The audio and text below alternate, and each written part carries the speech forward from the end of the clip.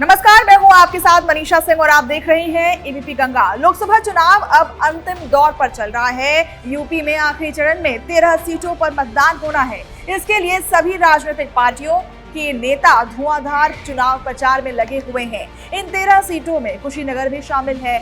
इसी कड़ी में प्रचार के लिए आज सीएम योगी भी कुशीनगर पहुंचे। वहां उन्होंने इंडिया गठबंधन और विपक्ष पर जमकर हमला बोला। सीएम योगी ने अपने संबोधन में कहा कि जब 400 पार का नारा लगता है तो समाजवादी पार्टी को चक्कर आने लगता है। सीएम योगी ने कहा कि अब कोई बेटी और बहन की सुरक्षा पर हाथ नहीं डालता है, क्योंकि सभी को पता है कि अगर कोई ऐसी हरकत करेगा तो वो जहन्नम में जाता है। राम मंदिर और उसकी सुरक्षा के साथ हम खिलवाड़ नहीं कर सकते और जो भी इसके लिए आगे आएगा उसका राम नाम सत्य हो जाएगा। सुनिए।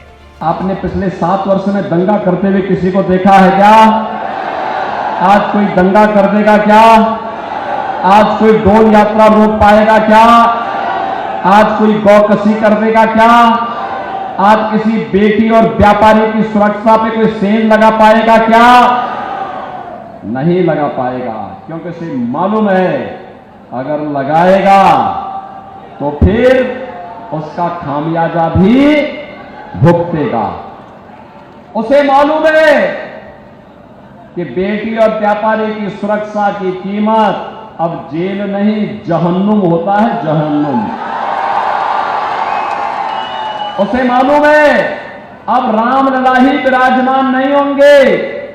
अयोध्या में तो रामलला विराजमान होंगे, लेकिन जो देश की सुरक्षा के लिए खतरा पैदा करेगा उसकी राम नाम सत्य है की यात्रा भी निकलेगी। सीएम ने विपक्ष पर हमला करते हुए आगे ये भी कहा कि आज पूरे प्रदेश में सुरक्षा के हिसाब से लगातार हम काम कर रहे हैं। जातियों को विपक्ष के लोग आपस में लड़ाने का काम करते हैं। विपक्ष के लोग बांटो और राज करो की राजनीति करते हैं। प्रयास करते हैं। एक तरफ विकास के लिए समर्पित भारतीय जनता पार्टी की सरकार और दूसरी तरफ बांटो और राज करो के लिए कुख्यात कांग्रेस और समाजवादी पार्टी का गठबंधन। बहनों और भाइयों, बांटो और राज करो। पहले देश को बांटा, फिर क्षेत्र और भाषा के आधार पर बांटा, फिर जाति के नाम पर बांटने का कुत्सित प्रयास। ये आपस में ही पहले जाति में लड़ाएंगे और फिर अनुसूचित जाति और पिछड़ी जाति के आरक्षण को एक समाजवादी पार्टी और कांग्रेस के लोग इसको मुसलमानों को बांटने का काम करेंगे। सीएम योगी ने यह भी कहा कि समाजवादी पार्टी और कांग्रेस के लोग कहते हैं कि पर्सनल लॉ लागू करेंगे, जिसका मतलब होता है तालिबानी शासन। महिलाएं स्कूल और ऑफिस नहीं जा पाएंगे, उनको बुर्के में दुबक कर घर में रहना होगा। हम तालिबानी शासन भारत में लागू नहीं होने देंगे। सुन लीजिए। लेकिन एक कांग्रेस और समाजवादी पार्टी को क्या हो गया? ये देश के विभाजन को आधार तैयार कर रहे हैं मुस्लिम आरक्षण की वकालत करके। और यही नहीं, एक तरफ मुस्लिम आरक्षण की वकालत ये लोग कर रहे हैं और दूसरी ओर इनके द्वारा जो बातें कही जाती, कह रहे हैं पर्सनल लॉ लागू करेंगे। पर्सनल लॉ का मतलब आप जानते हैं?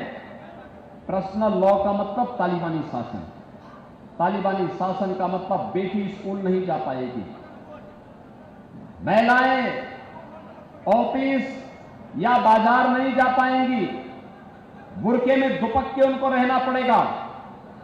ये तालिबानी शासन है। हम तालिबानी शासन भारत के अंदर लागू नहीं होने देंगे।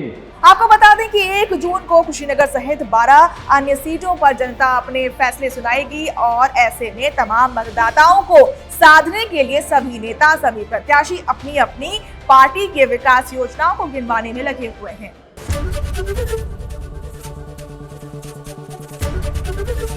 एबीपी गंगा, खबर आपकी, जुबान आपकी।